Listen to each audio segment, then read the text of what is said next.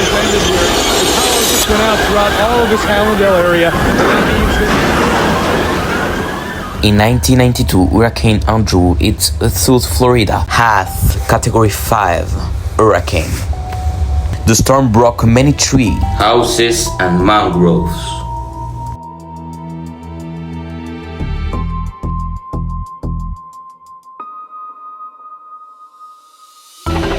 Mr. McKay, I saw the wide shot, the wide view just before our photographer Rob Pierce zoomed in on some of the tops of some of these buildings.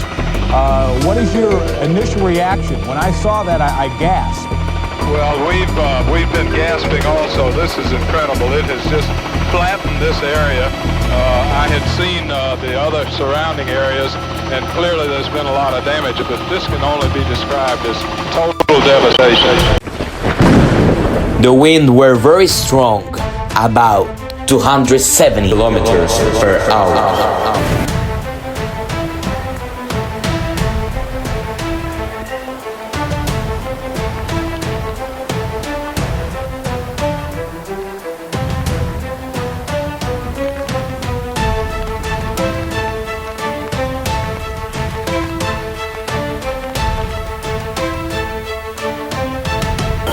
Can you guys slide over a little bit so I can get in? Thanks. You have more to the hole, huh?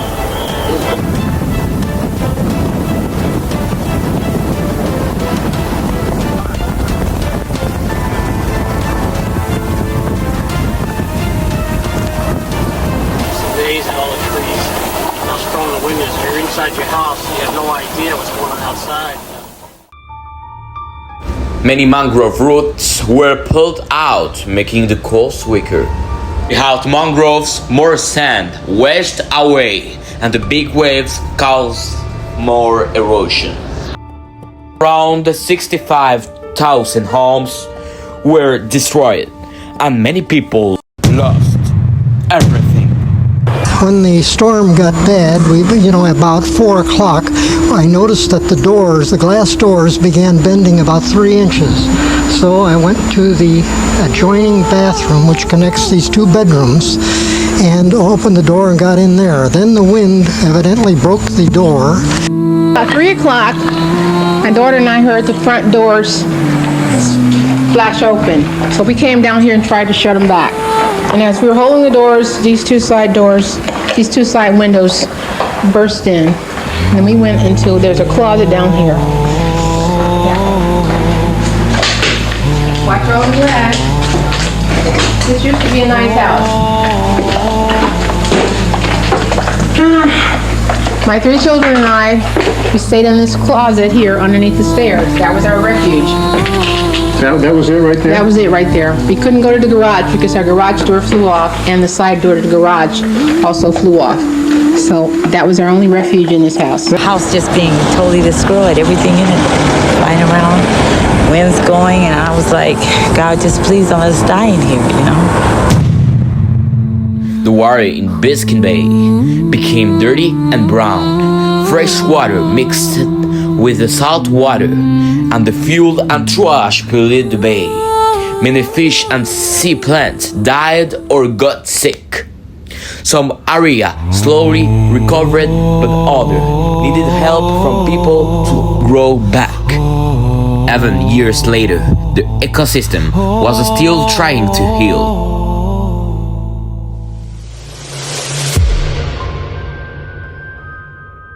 In August 2005, Hurricane Katrina struck the Gulf Coast as a Category 5 storm.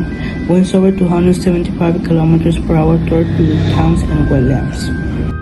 The sea rose high and flooded the coast. We are, Jim Reed and myself, we're in Gulfport, right on the coast.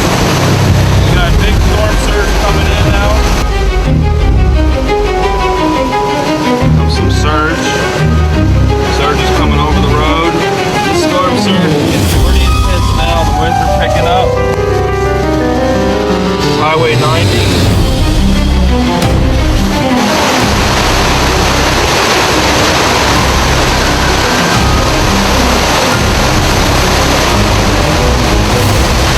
Mangrove trees and coastal plants could not hold the ground.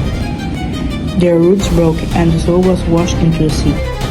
storm left the coast weak and full of salt water and debris. Oils and chemicals from the sea spill into the water, killing fish and birds. The land changed shape after the storm. Some parts disappeared under the ocean.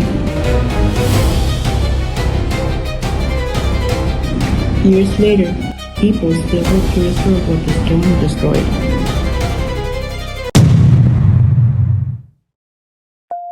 The Deepwater Horizon oil spills caused serious damage to coastal habitats along the Gulf of Mexico. Wetlands, marshes, and beaches were heavily contaminated by crude oil, destroying vegetation that protects the shoreline. The loss of plants and soil stability led to erosion and long-term structural damage to the coast. Millions of barrels of oil were released into the oceans, severely degrading water quality. The spill introduced toxic chemicals such as hydrocarbons and dispersants into the water, reducing oxygen levels and harming marine ecosystems. Contaminated water spread across large areas, affecting both surface and deep sea environments. The disaster caused the death of thousands of marine animals, including dolphins, sea turtles, fish, and seabirds.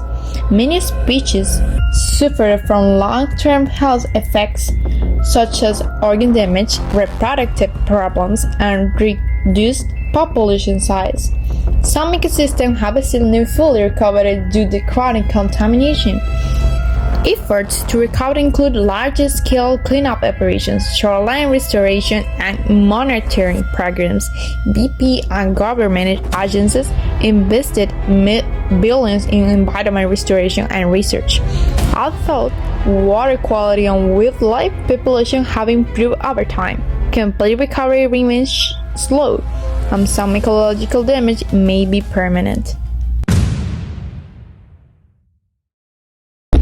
The comparison of Hurricane Andrew 1992, Hurricane Katrina 2005, and the Deepwater Horizon DWH oil spill 2010 highlights the difference between natural and human-caused disasters. Hurricanes Andrew and Katrina caused damage by physical force, wind, and storm surge, resulting in massive immediate structural damage in habitat loss in coastal areas. While the hurricanes were immediately devastating, the DWH spill often resulted in the most persistent long-term ecological damage, evidenced by chronic chemical contamination and reproductive issues in marine life. Furthermore, human pressures like development and wetland loss significantly exacerbate the initial damage caused by both hurricanes.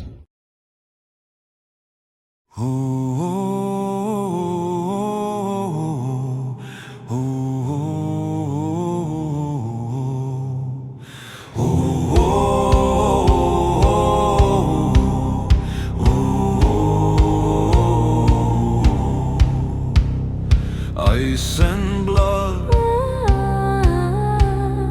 fire gone.